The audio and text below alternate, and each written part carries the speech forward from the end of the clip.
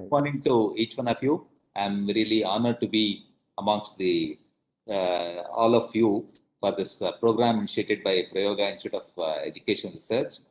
We are going to discuss on the importance of research in education and the initiatives of Prayoga Institute of Education Research. And we are having three eminent people amongst us, Justice Venkatachalaiah and Dr. Bibek Debroy and Professor T.N. Gururao. And before we start the program, I would like to introduce the panelist members to the people who are watching live on YouTube.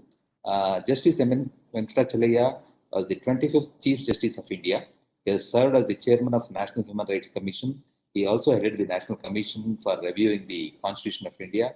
He is the recipient of the prestigious Padma Vibhushan. Justice MNV has worked extensively on the anti-corruption and human rights issue. His views and role of education in the nation's progress is hugely inspiring, and he is a role model for all of us. And incidentally, Prayoga is fortunate to have Justice M.N. Venkatachalaiah as the chairman of the advisory board. And Dr. Bibek Debroy is an economist and author. He is the chairman of the Economic Advisory Council to the Prime Minister. Shri Debroy, as a member of the Niti Aayog, the think tank of Indian government, was awarded Padma Shri in 2015. He was awarded the Lifetime Achievement Award by US-India Business Summit in 2016. Dr. Debroy has authored over 110 books in the field of economics, polity, Indology, and Sanskrit. Debroy translated the unabridged version of Mahabharata, the great Indian epic, into English, becoming only the third person ever to achieve this feat. Debroy has made a significant contribution to game theory, economic theory, income and social inequalities, poverty, law reforms, railway reforms, and Indology, among others. Thank you, sir. And Dr. T.N. Gururao is a pioneer in the field of crystallography in India and is an authority worldwide. Professor T.N. Gururao is a professor in the Department of Solid State and Structural Chemistry Unit at the Indian Institute of Science. Through decades of groundbreaking research, he has made significant contributions in the fields of chemical crystallography and materials design.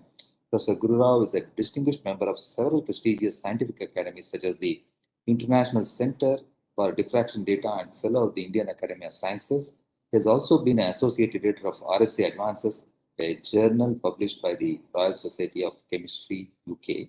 And amongst three of you panelist members, I am Sudhindra Haldodderi, a former scientist of DRDO and a science writer, and presently a consultant to MNC on aero business. And I would be moderating the talks of three of you.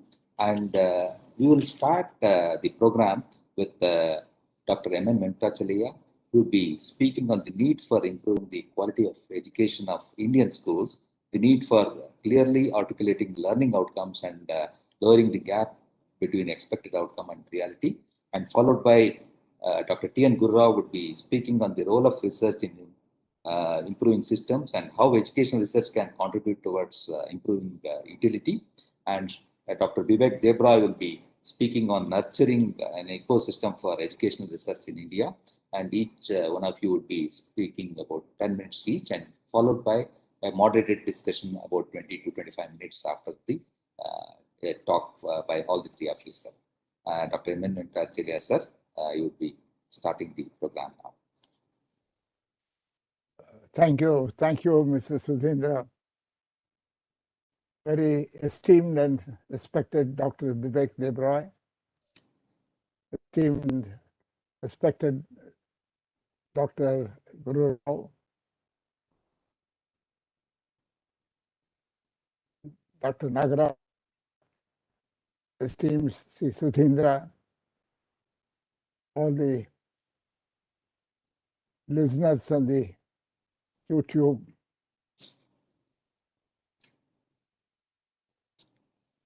When the first atomic explosion controlled nuclear fission occurred in 1945 at Los Alamos, sent a coded message to Truman. He said, the Italian navigator has reached this strange shore. The inhabitants are friendly. The reaction of Albert Einstein was that everything changed and humanity has to search for new ways of thinking if it is to survive. New way of thinking. It again, 5 years, 8 years later, Watson and Crick broke into the then most secretly guarded secret of nature, the human genome. Everything changed again. Humanity needed to change the ways of thinking if it had to survive. And we have not seen the explosion of the potential of Watson and Crick's research. In fact, one beautiful statement what Crick made was, the highest act of friendship in science is honest criticism. Highest act of friendship in science is honest criticism. Time has come for all of us, particularly men who are leaders of public opinion, like Dr. Debroy, Dr. Gurukula, and Sudhindra, and Dr. Nagaraj, for us to think of, sit down, take a deep breath, and see what is happening around us. What will this society be like 5 years hence? I don't want to speculate on what is going to be in the next century, next millennium. The next 5 years, what is Indian society, the human society, likely to look like? What will be the status of science? What will be the status of communication technology? And you don't have to hear a man if he is wired up in the head and they put a question, which area of the brain flares up about his thinking, then the answer is known. You don't have to speak. What you want to speak is already determined in your brain, and that is known to the other man. For just 5 years hence, what's the state of the world economy? What will be the world politics like? I am not speculating on a long period of, say, 10 years or 20 years. Just 5 years from now, and what is going to be the picture that you're going to get? What will be after everything debatable in any given generation is discussed and taken out, everything that is objectionable, debatable, taken out, there yet remains a core of values, call them sentiments, call them emotions, call them whatever you want. They remain, and how it is necessary to preserve it. What is the relationship between liberal arts and modern science, the jump of modern science? What is the future of education? What is education itself? Is the current ideas of education and communication will be still relevant 5 years hence? What are the institutional mechanism for supporting something that is oncoming? And this is some kind of thing which presents a picture before us. And I believe that the time we are prepared to waste in hearing each other out on these issues is the very essence of our indications of survival. And this is not happening. This is not happening. And this is my biggest grievance is that science and technology, for example, take these big industrial empires. Take, for example, Jack Ma, who had that Alibaba, the online platform for sales. It's not, his specialization is English literature. He was a student of English literature. And it is these people who convert laboratory, scientists in laboratory, develop new ideas, scientific ideas. They're turned into technology by technologists, and they're converted into business processes by brilliant minds. What I wish to emphasize is that there is need for a intensive debate on each of these issues. And it is not possible by ordinary minds. It requires a mind like Dr. Bibek Debroy and Dr. Gurukula to say what is going to be relevant. Ultimately, we are amazingly creative in technology, but equally amazingly non-creative when it comes to issues of human survival. And how do we combine these issues of human survival in the sense in which humanity is kept together by a certain set of values, and call them culture, call them religion, call whatever you want, and what is going to be the means of communication. And all the ideas that we hold today will be turned on their head within 5 years. And how do we visualize a human society 5 years hence? Not the 50 years hence, just 5 years hence. What is the kind of demography? What kind of politics that we are going to, ideas of political governance? What is the kind of communication? And these are some of the vital issues that have to be debated. Coming to the present project, is an amazing idea. Young minds have to be, in fact, once Feynman was asked by a big, I think, South American country to examine the state of science education. He went there. The boys were all quoting everything from the textbooks. He took them to the seaside and asked them to explain a particular phenomena. Then he reported there is no science in that country. The report that he gave was that there is no science there. Science is not mere some kind of ideas knocked into your head by textbooks, but it is the reaction to phenomena, the mind's ability to react to the phenomenon. And the means of education, of course, mathematics is the greatest subject on earth. It's going to rule the world. All artificial intelligence is based on the manipulation of these great ideas of mathematics, theory of numbers. A history of mathematics is not taught in schools at all unless you take them through the basis, through the history of mathematics. And this is the finest subject on earth, is next only to short of Ishwar Darshan, the most exhilarating experience is an experience in mathematics, a course in mathematics. And this idea of translating concepts into practical experience of Dr. Base Nagaraj, as we call him, Professor Nagaraj, is an extraordinary experiment. And its potential is to unfold itself. People don't really understand what this project conveys to civilizational values, what it means to us. It will be known by, you can't exhaust its potential in a talk like this. How it will develop, how human minds shape themselves, what are the means of communication, and all these are exciting ideas. Dr. Sudhindra, I can't fully explain within the course of 10 minutes, but I want to tell you that we are ahead of most exciting period of human history. The most interesting bend of human history is yet to come in the next 5 to 10 years. Of course, I will not be there, but Dr. Bibek Debroy will be there to guide all of us. I am 92, therefore it's very ambitious to think of even 5 years for myself. But I want to congratulate those who have conceived of this idea, and it is something not normally expected of human limitations, that when a man has wealth, how he wields his wealth, wisely or unwisely, is his choice. But the wisest wielding of wealth I've seen is Dr. Nagaraj's personal money being put into this beautiful project.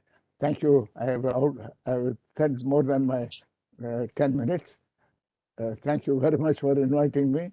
But I would like to listen to Dr. Gurrao and Dr. Bibek Debroy for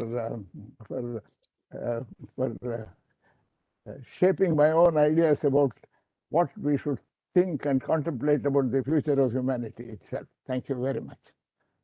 Thank you, Dr. MNV, sir. And you took exactly 10 minutes, and appreciate your respect for the time. And you touched upon... That seems to be the only virtue of the talk.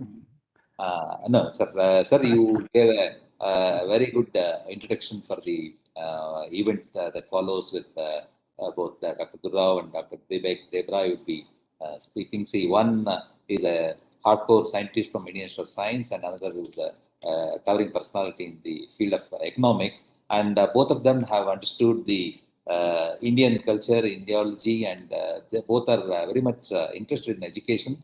And your talk was a curtain raiser for the discussions that follow.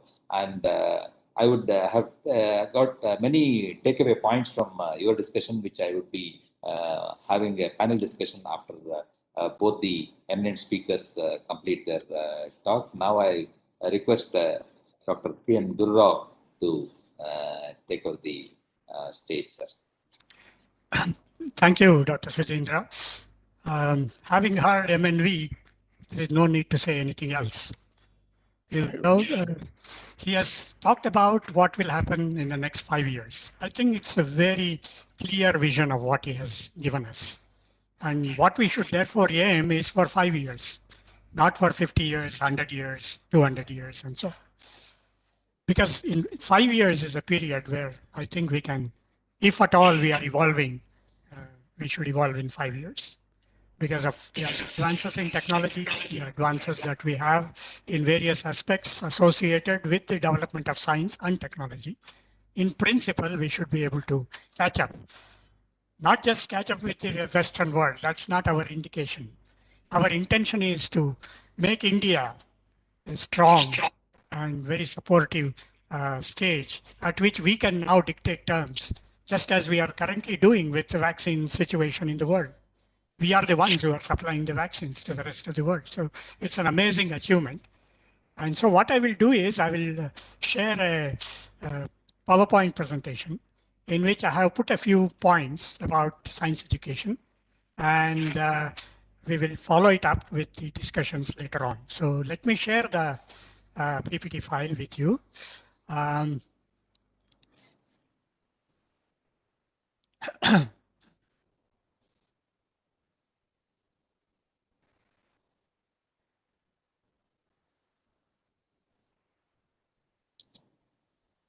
Are you able to see it now? Yes, sir.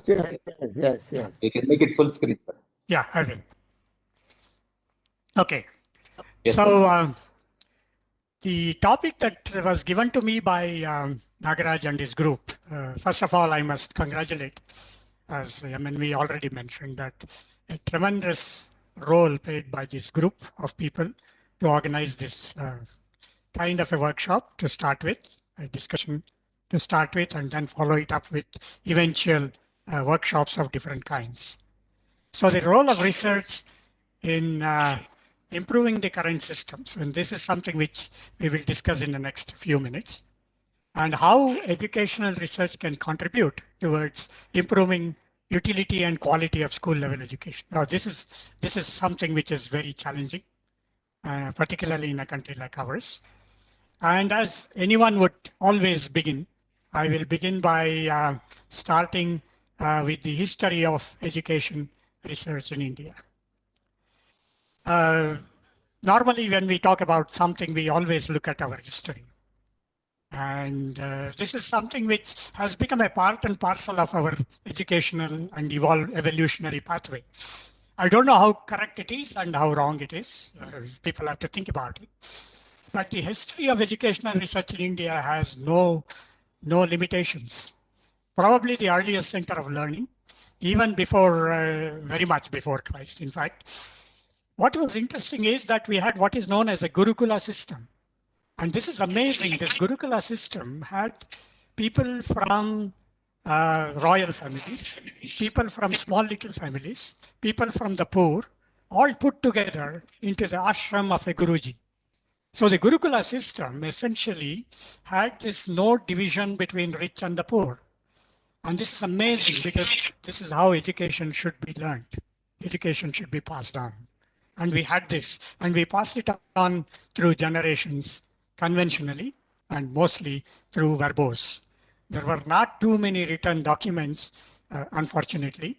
However, now there is a lot of research going on in various parts of the country to look into these possible sources where we had already contributed immensely to the science education through this Gurukula system. And actually, strictly speaking, from the point of view of the current day education, the modern conventional education started in 19th century. In 1857, 3 universities were started. This is the British era. One at Calcutta, one at Bombay, and one at Madras, the Madras of those days. And then 27 colleges were affiliated. See, as you can see, the impetus at that time in 19th century was to concentrate on higher education. That means people were already educated to this particular level. So the level of education which we had and which existed in our country has already reached a stage where you can go into the modern conventional way of learning higher education. So we had thought of universities, we have thought of colleges in 1857. This is the British methodology. And it developed over the years. And in India, we have research institutions dedicated to research in the country. We have IISc, we have IITs. Now recently we have IISers, and NITs now have joined along, and central universities. So the effort to this was essentially to do high-level research. Efforts towards improvements at school-level education were hardly met with. In fact, we still don't have any programs which look at school-level education. So the research towards education, particularly science education, and what kind of research should go on in order to evolve methodologies for children learning in schools is at an infant stage in our country. There are other places around the world where a little bit of impetus has been given, but here there are very few institutions which concentrate on educational research, particularly science. There are some NGOs who do various kinds of things. JNCSR, CNR Rao started this place called Education Technology Units, and his aim was to reach rural school educational outlook. And I think that's about the first of the kind where a large-scale approach towards educational technology was developed. Of course, in the light of the Educational Policy 2020, NEP 2020, which I'm sure Dr. Oberoi, Bibek will go further on this issue, so I will not go into the detail of this. But NEP is the way in which we already see a possibility of a very high impact on school learning. We will see how it goes in the next couple of slides.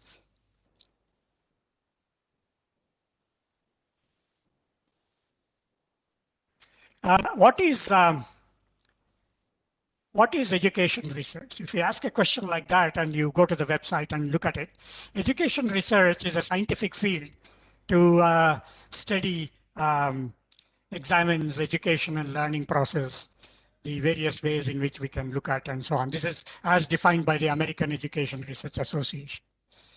So the major emphasis on education research embraces the full spectrum of rigorous methods appropriate to the questions being asked, and also drives the development of new tools and methods.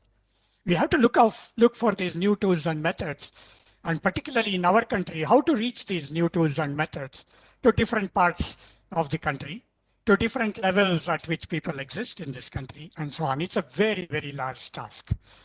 And Wikipedia defines it a little more elaborately. It says research may involve a variety of methods and various aspects of education, including student learning, teaching methods, teacher training, and classroom dynamics. So these 4 issues have to be addressed now in order to get our country on a footing which we can go further. What are the priorities we should keep? The priorities that we should keep in the context of our country is what I will look at. One is to ensure quality, affordable, and accessible early education and care for families. It's a real tough ask. We have to spend enormous amount of time discussing this issue. Improving schooling outcomes for children. There is a lot of hope in NEP 2020. I will not go into the details of it, but I'm pretty sure Dr. Bibek will cover that. Helping people find and keep a job And this has become a challenge now. It is complicated due to the pandemic and so on. And change jobs, reskill, and enjoy fulfilling careers. The example given by MNV about Robert Oppenheimer being involved in a nuclear fission experiment. And then the example given about the Alibaba issue, where the person is involved only in education at in English rather than anything else. But he ran a situation in a system like this is quite interesting. In fact, developing a strong evidence based for effective policy that reflects and understands various needs of the population, business, and industry. Government has started something, and this is where it is. Now, to look further, taking a little bit of time to go to the next slide. So what are the major challenges and early childhood and environmental situation we face in our country? We have the second largest population in the world. The huge variations in the status of living, rural versus urban, is a real challenge which we have. And this is where I will try to go a little faster because of the time limitation. But I think I will just tell you the problems which we face. The problems we face is facilities in rural areas, schools and teachers, the quality of schools, the quality of teachers. Both are a challenging issue. Healthcare and hygiene. First of all, we don't even have good drinking water in many supply situations. And then there are lots of skills one can develop at school levels, and skill development programs as a part of the education. NEP looks into that, and it's a very, very positive issue. Utilization of available talent. We have plenty of talent.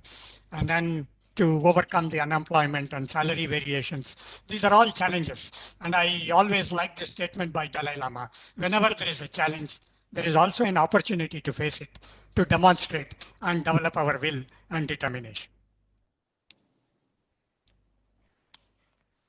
So these are the 4 issues which I would like to be addressed. Each early childhood care and education. This will be the foundation of learning. Foundation literacy and numeracy, an urgent and necessary prerequisite for learning. Something was mentioned by MNV about mathematics being a part of the training program, and that is really certainly lacking, even though historically we were the ones who contributed maximum to mathematics or in the historical perspective.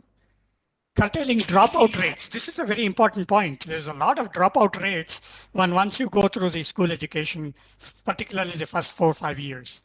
This is because of the societal needs and also the access to education, the universal access to education systems.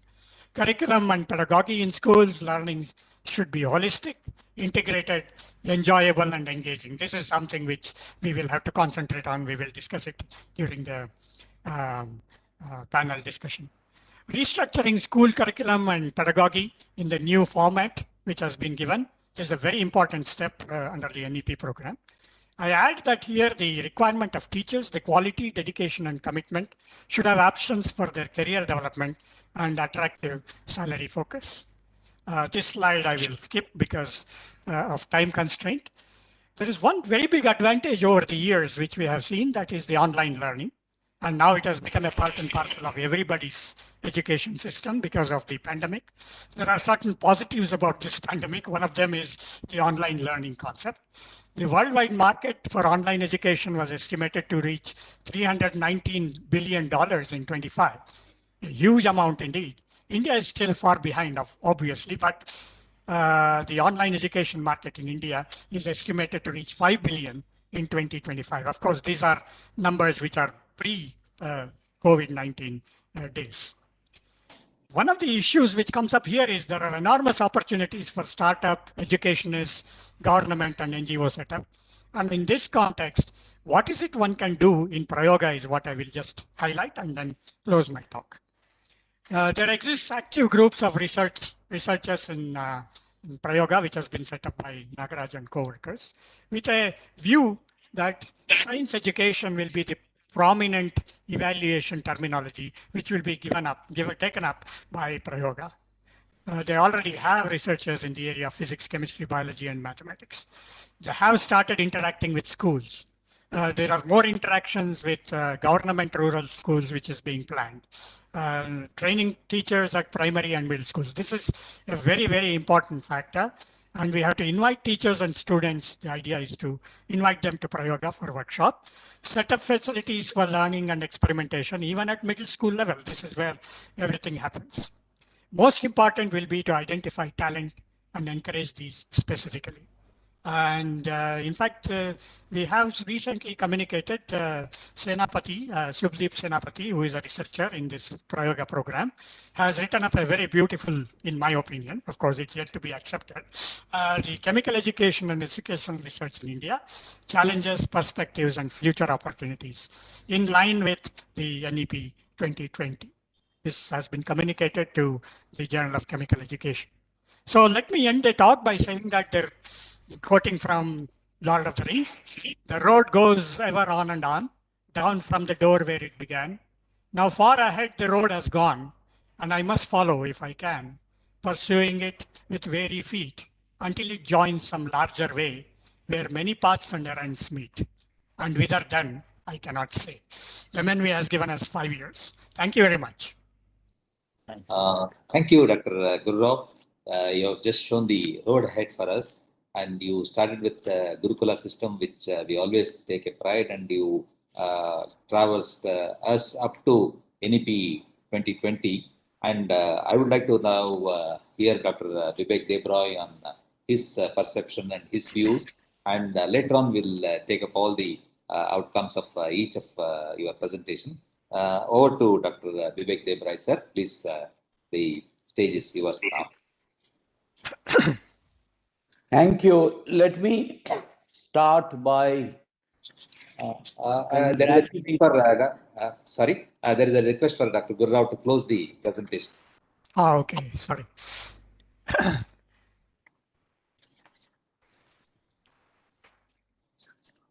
One second, please.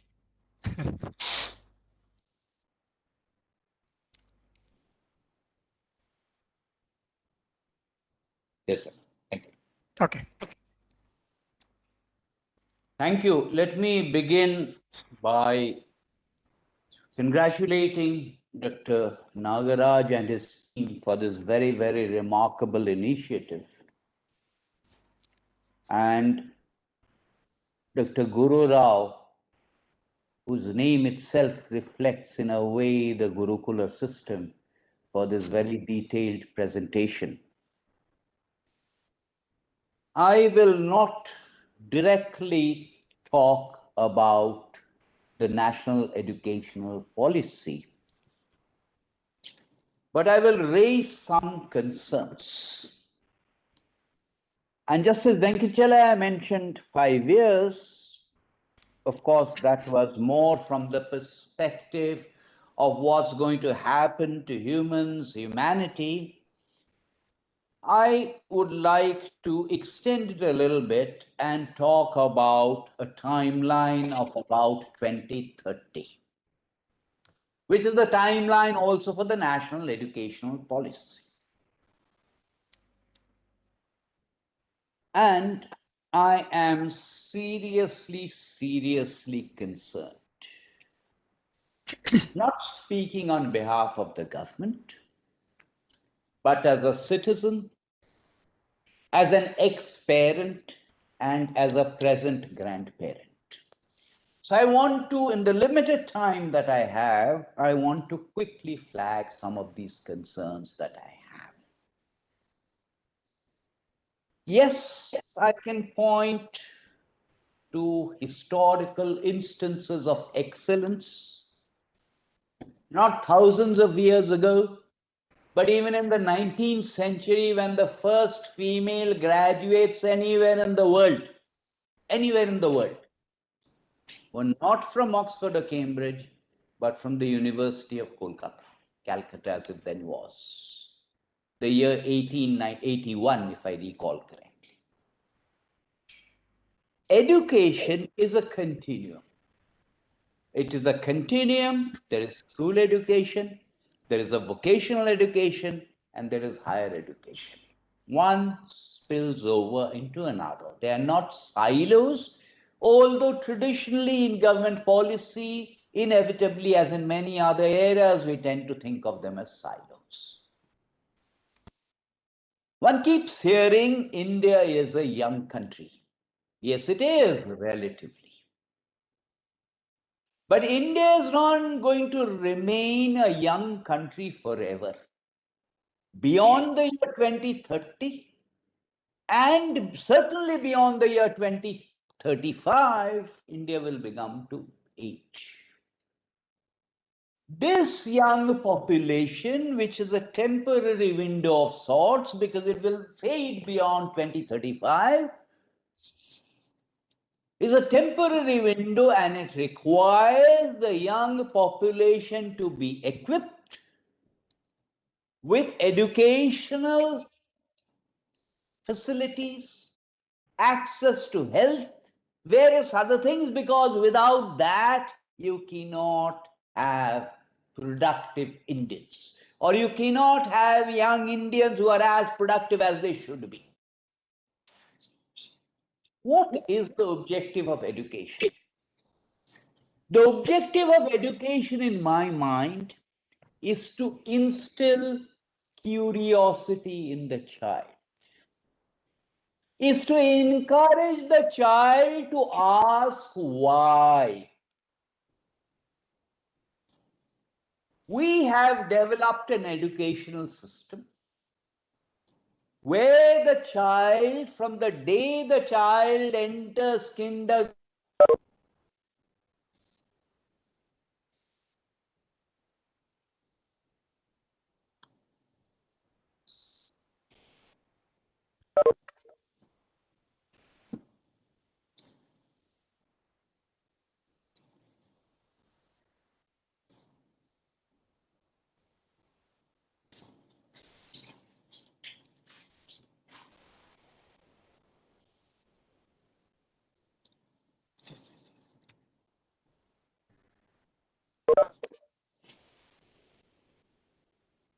I'm not sure where I was cut off, but I was trying to say that from the time the child enters kindergarten, partly because of the curriculum, partly because of the examination system, partly because of the teachers, the child is discouraged from ever asking why. We can do whatever we want in terms of policies, to have fancy policies on education. The delivery is as good as the teacher. In our hierarchy of things, traditionally, a guru was at the highest rung. The lowest rung was a shikshaka. Every shikshaka was not a guru. Where are the gurus today? We do not have the gurus who enthuse. We do not have the gurus who inspire. We do not have the gurus who encourage the child to ask why. Instead, whatever is mugged up has to be reproduced. We have moved away from a system where examination used to be on the basis of long essays. Today, it's like multiple choice. It's multiple choice. You tick it correctly and you score high marks, whether it is the parent, whether it is the teacher, whether it is the student, whether it is the entire ecosystem. Today produces kids who cannot think, because they are not encouraged to think, because they are encouraged to confirm. If they happen to think, that is not because of the system, but in spite of the system. And the moment they go abroad, they learn that the purpose of education is to think. We can do whatever we want with higher education, but until we fix the school education system, I don't think we'll get very far. In terms of the school education system, again, parents particularly are risk averse. Every child has latent skills, but those skills are not cultivated, they are not encouraged because every child has to confirm. I don't want to take risks. What that also does is kill that. All of us have had attended musical performances by Indian musicians. And you will find if I attend a musical performance by a performer today, and it is the same raga tomorrow by a different performer, it will be different. Because it changes, because it is interactive. And I'm using this metaphor because I think all successful teaching, including in the Gurukula system, is interactive. We have a distribution of students, and this inspiration is not supposed to be for everyone. But can I get that top 20%? Can I get that top 10% who will really make the difference? Can I enthuse them? Today, teachers are such that, particularly driven by a Western model, teachers are such that it can be taken over by AI. It can be taken over by PowerPoints. And the classic teacher in India adds that uniqueness because of that interactive phenomenon. Now, because of all of these things, and time is short, I think we will not be able to tap what we potentially could have tapped in the area of education, school, vocational higher, given our traditions. I've run out of time. Thank you very much. So thank you very much, Dr. Bibek Debroy. So now the stage is set for interactive discussion.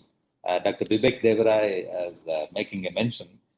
We had a wonderful Gurukula system where it was very much interactive between the gurus and shishyas that was encouraging the students to participate, and he also gave a very wonderful insight that present PowerPoint presentation, online educative system also encourages some kind of interaction.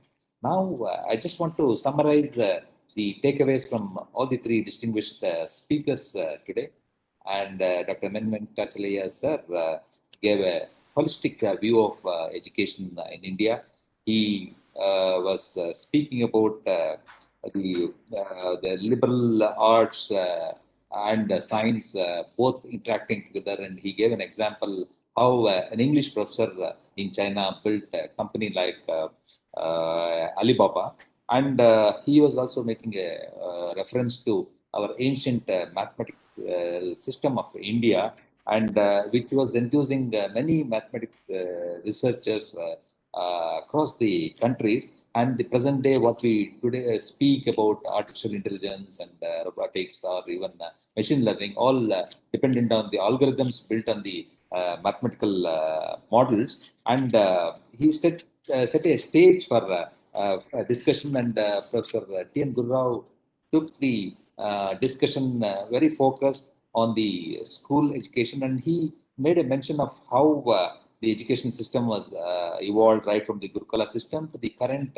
National Education Policy 2020. And he was also stressing that more of National Education Policy points would be discussed by Dr. Bibek, and he successfully took that into mind. And Dr. Gurrao made a mention some initial research is taking place for the school education. See, we have a system where our research is more focused on university education, but the importance of school education, and at the right time, if people are tapped and if they are encouraged to do research, if they are encouraged to do innovation, that would take us in a long way. He even made a mention on the skill development programs, and he made a reference that NEP is focusing on those things. And ultimately, it is the utilization of the talent in the early childhood, and he also made a mention about the 5+3+3+4 system of NEP 2020, and he was making a reference to the quality of teachers. Ultimately, our deliverables would be as good as our teachers, and students should take away on those things. And he made a thanks to Dr. Gurrao. He made a mention the experiments that are carried out at Prayoga, initiated by Professor H.S. Nagaraj, and he highlighted the initial programs of Prayoga. And Prayoga has got a long program and series in the coming days, similar to the ones what we had today. And under the Education Insights program, we will have a series of webinars with eminent people participating into it, and we'll also have more of interactive seminars in the days to come. And thanks to Dr. Bibek Debroy for spending his valuable time. He, though he made a mention that he would not be focusing too much on NEP 2020, but he gave a brief outset of what is there in the NEP 2020. And Dr. Venkatachalaiah was mentioning that we should look into the future of next 5 years, and he just broadened that that we'll have to have our focus up to 2030, because the National Education Program of 2020 focuses on the next 10 years of our program. And he was very, very categorical that we should have gurus or the teachers who could inspire, could encourage, who could tap the potential from the students. And also he was expressed his concern and worry about we are producing the kids who are not able to think, and the same kids, when they go abroad, they'll be able to excel well. And he gave a reference or example of music system. Though same raga is taught, but different people, when they perform, the ragas would be different, and because each one will add his own or her own creativity. And he talked about the latest skills, and he also expressed his concern that those latest skills are not being cultivated and are not allowed to get nurtured. And also we have been developing people who are not ready to take risks. So when the risks are taken, and the rewards should also be much more. And he made a reference again to the interactive system of our Gurukula, where it made a difference, and it was enthusing the student, and the uniqueness of Gurukula system. And he concluded that what we could potentially do in the next 10 years, thanks to the panel for all your valuable inputs. I would like to set a stage now, and I would like to pose the question to all the three panel members. Can this interdisciplinary study and degrees in multiple subjects would help the research in the minds of students, or whether a student who is interested in physics can also do a kind of research in music, or the one who would interested in composite materials can also take up something about literature? So I would like to pose this question to all the three of you, whether you can throw some light on this.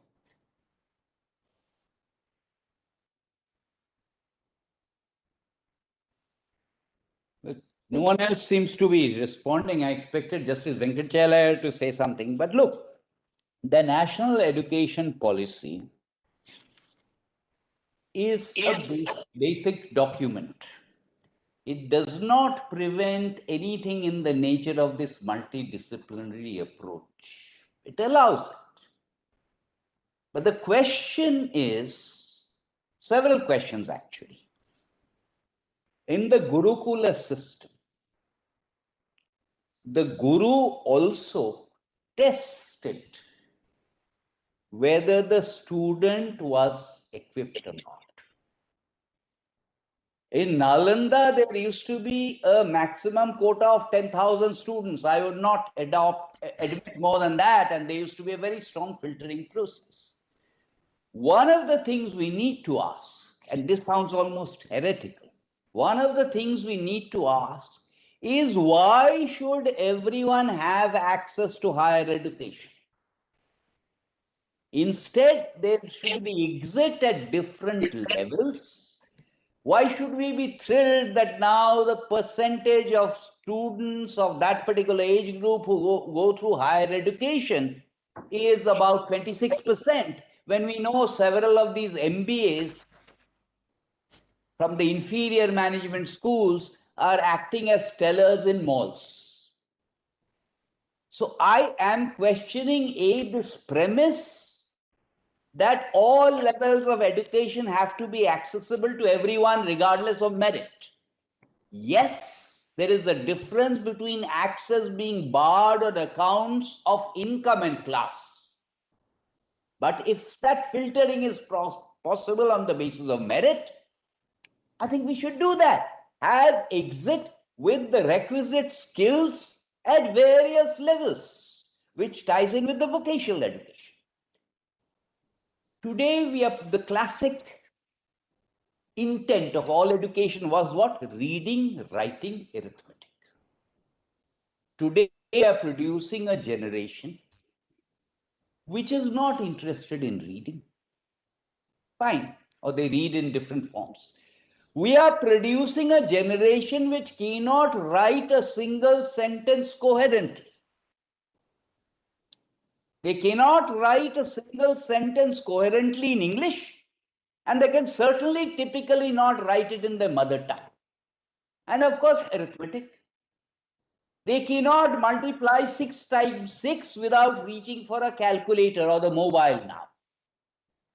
Should we not be concerned about what we have done to this generation since, let us say, 1966, when the last education policy, so to speak, was announced? So I'm just flagging these concerns. We cannot dispose of them in 1 hour, but I'm just flagging some of my concerns. Yes, sir. Thank you. Mr. Sudhindra, Yes, sir.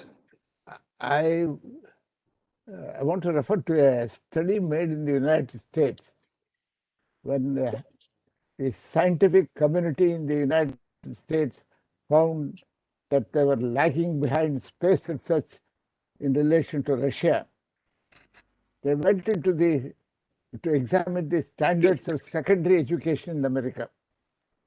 That report, I remember, is titled A Nation at Risk. A Nation at Risk. They said if a hostile enemy country had imposed the substandard system of secondary education in America, we should have treated it as an act of war.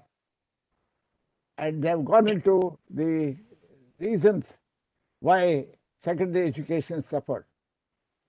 I think there is, apart from psychological, cultural issues, there is one basic issue perhaps with which we must be concerned.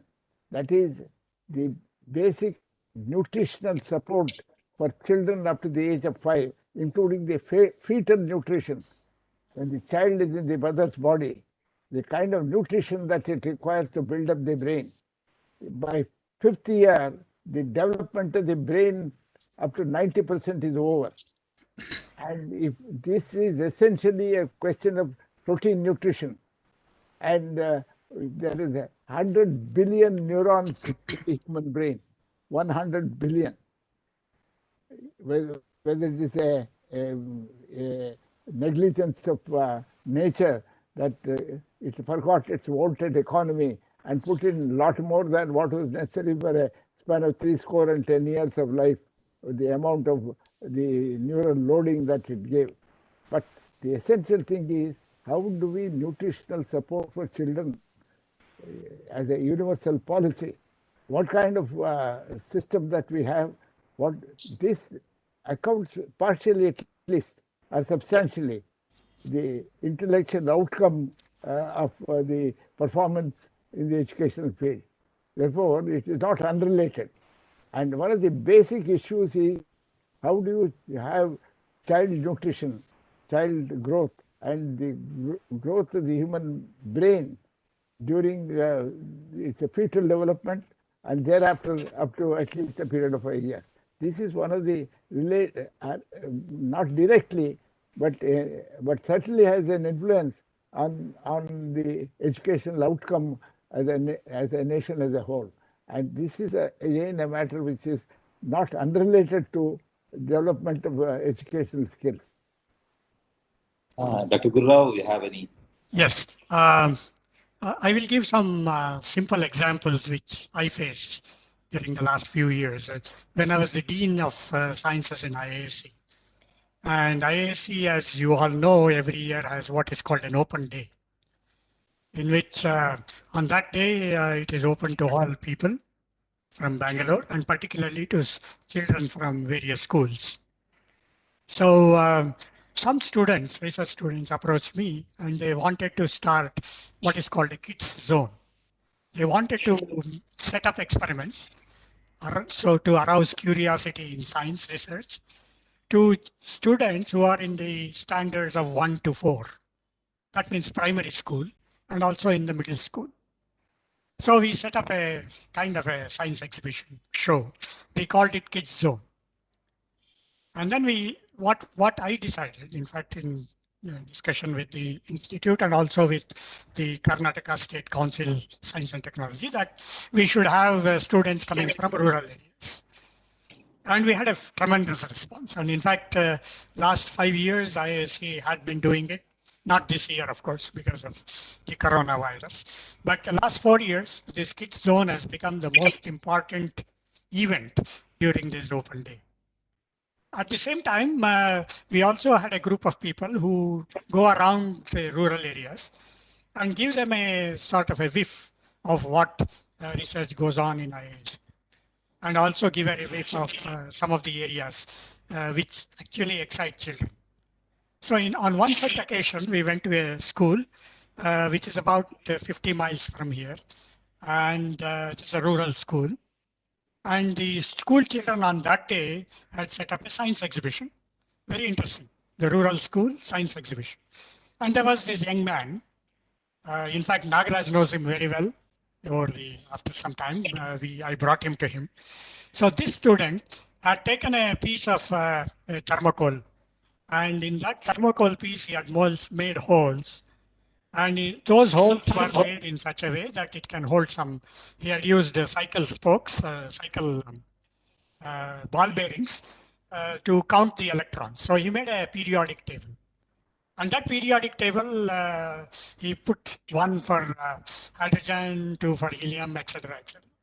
So I was very impressed. I asked him, who told you to do this?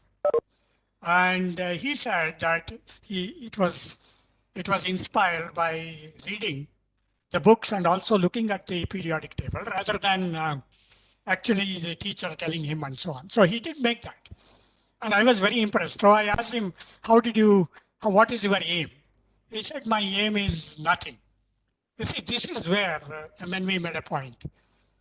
See, he had no futuristic directions given to him. He was very, very clever, very intelligent. No future directions. I asked him, what about your parents? He said, my parents are no more. I stay with my uncle and so on. A very pathetic situation. So I decided that I will support this boy through the schooling. And eventually, when he came to the level of qualifying for getting some competitive exams, I requested HSM to host him under the program they have for training people for CET exams and so on, because CET was a must even to get into the agricultural program. His intention was that he will do agricultural sciences because he wanted to take care of his land and so on. And now I think I have lost touch with him. I don't know whether he still keeps touch with Nagaraj, but I think he has graduated as a agricultural scientist. He was put in UAS and so on. The reason why I mention this is there is one set of such people.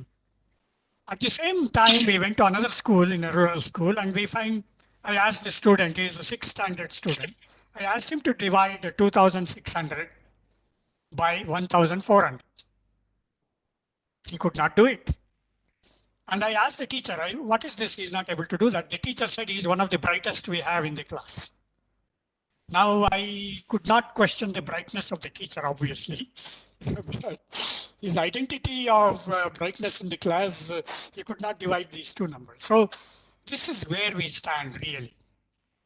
And this is where we have to reach education to our country. It is not that everybody will become a PhD, everybody will do scientific research, everyone will go abroad and all that. What we need now is to see to it that the education is propagated through these kids.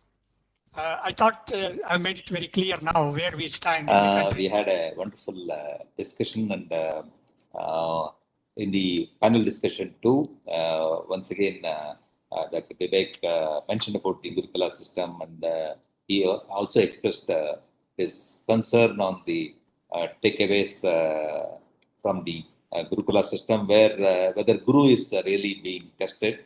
The example Dr. Guru Rao just now made with an anecdote that when supposed to be a bright student is not able to put in or answer a simple arithmetic question, and his guru's competence also can be questioned. And Dr. MNV was making a mention about the seriously how US had a look into their secondary education system and why they were not able to compete on the space programs. And such insight, such thought provocation should also come to us. And I'm happy that the present national education policy has many such new ideas, new thinkings that are going to be in place, like students will have multiple exit points, like what Dr. Vivek was mentioning. Not all the people need to access the higher education, and everybody need not take into the higher education. People should have multiple exit points, and also it caters for the basket of subjects which people can choose and study in addition to their core competence. Now it's time for us to close, and I would like to thank Dr. Venkatachalaiah for his valuable time and valuable insight. And we are blessed, sir. You're our advisor for Prayoga, and with your guidance, with your support, we would like to excel ourselves in the coming days, and Prayoga will have many more such events. Thanks to Dr. Guru Rao and his association with Professor H.S. Nagaraj, the mentor of Prayoga, and in the days to come, we will seek your support and assistance in building the Prayoga and taking it to greater heights. Thanks to Dr. Bibek Debroy, who has spent his valuable time, and he gave greater insight and with a lot of anecdotes and his vast experience on economics. Also, and the anecdotes which he mentioned, he would be takeaway points for the Prayoga for our future events. Thanks for the listeners, viewers on YouTube who spent the time to watch our programs. Please keep watching our programs, which are going to be more exciting, more interesting in the coming days. Thank you. Thanks to all the people. Yeah. Thank you.